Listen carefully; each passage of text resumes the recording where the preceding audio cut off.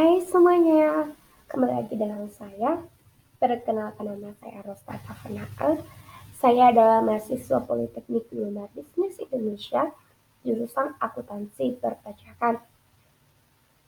Kali ini saya akan menjelaskan pernyataan standar akuntansi nomor 72. PSAK 72. Pada PSAK 72, pengakuan ini berbasis pada perpindahan kontrol yang menyebabkan entitas dapat mengakui pendapatannya lebih cepat atau lebih lambat. Tujuannya untuk menetapkan prinsip yang diterapkan entitas tentang sifat, jumlah waktu, dan ketidakpastian pendapatan dan arus kas yang timbul dari kontrak dengan pelanggan. Selanjutnya, mengidentifikasi kontrak, di mana dalam mengidentifikasi kontrak, entitas harus mencatat kontrak dengan pelanggan hanya jika seluruh kriteria berikut terpenuhi. Pertama, para pihak dalam kontrak telah menyetujui kontrak atau secara tertulis, lisan, sesuai dengan praktik bisnis pada umumnya dan berkomitmen untuk melaksanakan kewajiban mereka masing-masing. Kedua, entitas dapat mengidentifikasi hak setiap pihak mengenai barang atau jasa yang akan dialihkan.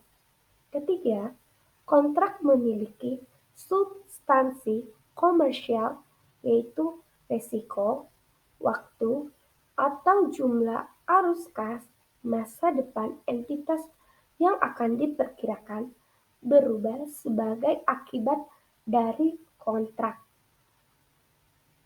Terakhir, kemungkinan besar entitas akan menagih imbalan yang akan menjadi haknya dalam pertukaran barang atau jasa yang akan dialihkan ke pelanggan.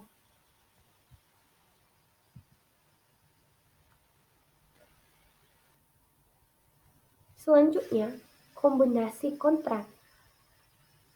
Entitas mengombinasikan dua atau lebih kontrak yang disepakati dan mencatat kontrak tersebut sebagai kontrak tunggal jika satu atau lebih kriteria berikut terpenuhi. Di mana pertama, kontrak yang dinegosiasikan sebagai satu paket dengan tujuan komersial tunggal. Kedua, jumlah imbalan yang dibayarkan dalam suatu kontrak bergantung pada harga atau pelaksanaan dari kontrak lain. Ketiga, barang atau jasa yang dijanjikan dalam kontrak atau beberapa barang atau jasa yang dijanjikan dalam setiap kontrak merupakan kewajiban pelaksanaan tunggal. Selanjutnya, modifikasi kontrak. Dalam modifikasi kontrak, berisikan perubahan dalam ruang lingkup atau harga kontrak atau keduanya yang disetujui oleh pihak dalam kontrak.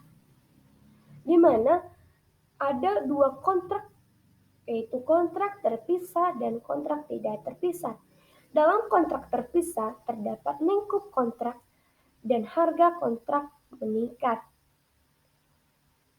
Nah, kontrak tidak terpisah berisikan penghentian kontrak yang ada dan menciptakan kontrak baru, di mana jika sisa barang atau jasa yang bersifat dapat dibedakan dari barang atau jasa.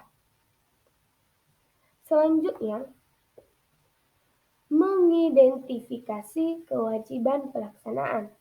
Suatu barang atau jasa yang bersifat dapat dibedakan, di mana serangkaian barang atau jasa yang bersifat dapat dibedakan secara substansial sama dan memiliki pola pengalihan yang sama kepada pelanggan.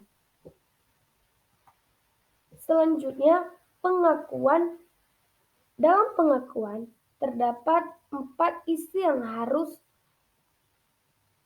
diingat, yaitu identifikasi kontrak, modifikasi kontrak, identifikasi kewajiban pelaksanaan, dan terakhir yaitu penyelesaian kewajiban pelaksanaan.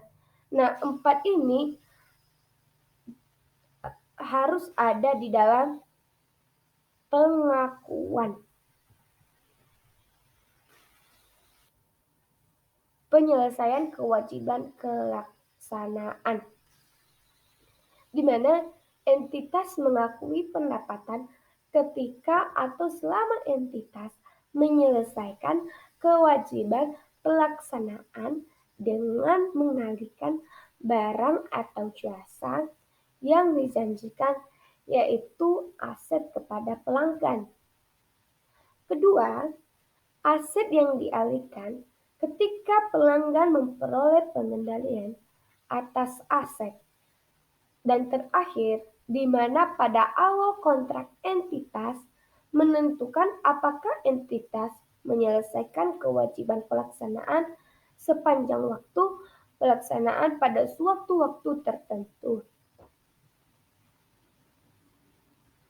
Selanjutnya, pengukuran. Di dalam pengukuran, di mana selama kewajiban pelaksanaan diselesaikan atau yang akan diselesaikan, entitas harus mengakui pendapatan atas sejumlah harga transaksi yang dialokasikan terhadap kewajiban pelaksanaan, di mana entitas itu harus mengakui adanya pendapatan atas sejumlah harga transaksi yang dialokasikan terhadap kewajiban pelaksanaan sampai diselesaikan kewajiban tersebut. Menentukan harga. Nah, menentukan harga ini ada 2 hal yang sangat penting, yaitu mengalokasikan harga transaksi terhadap kewajiban pelaksanaan.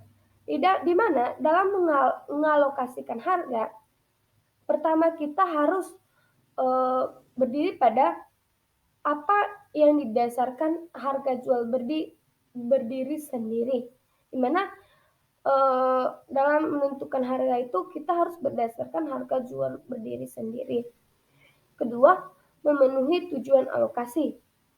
Nah, yang kedua ini perubahan harga transaksi. Di dalam perubahan harga transaksi, kita harus mengetahui apa pentingnya penghentian kontrak dan apa itu kontrak terpisah. Jadi kontrak terpisah itu tadi kita sudah bahas, di mana terdapat lingkup kontrak dan harga kontrak yang meningkat. Nah, selanjutnya apa itu biaya kontrak? Biaya kontrak, di mana biaya inkremental atas perolehan kontrak. Biaya yang memenuhi kontrak diakui sebagai aset, di mana dapat menghasilkan atau meningkatkan sumber daya entitas, dan biaya yang diharapkan akan dipulihkan. Kedua, di mana biaya yang memenuhi kontrak diakui sebagai beban. Dalam kontrak yang diakui sebagai beban, adanya biaya untuk memperoleh kontrak kecuali yang dibebankan kepada pelanggan. Jadi biaya yang memenuhi kontrak ini dikecualikan kepada yang dibebankan kepada pelanggan. Selanjutnya yaitu amortisasi dan penurunan nilai. Amortisasi dan penurunan nilai ini berisikan tentang di mana aset yang diakui diamortisasi dengan dasar sistematika yang konsisten dengan pengalihan kepada pelanggan atas barang atau jasa yang berkaitan dengan aset. Nah, selanjutnya yaitu penyajian, Di dalam penyajian terdapat aset kontrak. Aset kontrak itu berupa apa yang ada di dalam aset kontrak. Contohnya tanah, rumah. Kedua yaitu liabilitas kontrak. Jadi di dalam penyajian itu ada dua hal penting yaitu terdapat aset kontrak dan liabilitas kontrak. Dan terakhir yaitu pengungkapan.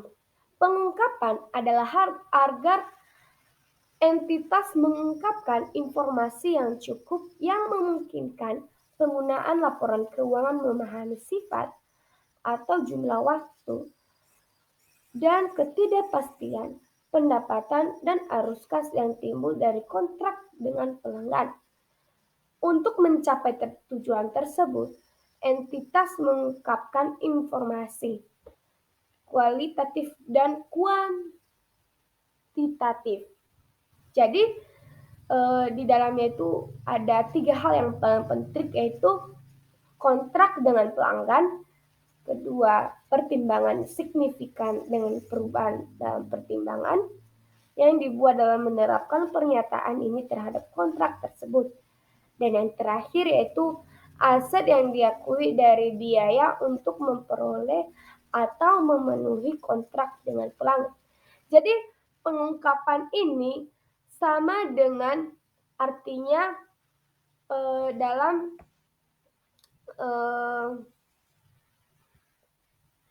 cara kita mengidentifikasi kontrak. Jadi dalamnya itu ada resiko, waktu, dan jumlah arus kas masa depan yang yang adanya perubahan yang diakibatkan dari kontrak pelanggan. Jadi sekian video penjelasan saya. Jika ada salah kata dan kurang berkenan, mohon dimaafkan. Sekian dan terima kasih. Thank you. Sampai jumpa di video berikutnya.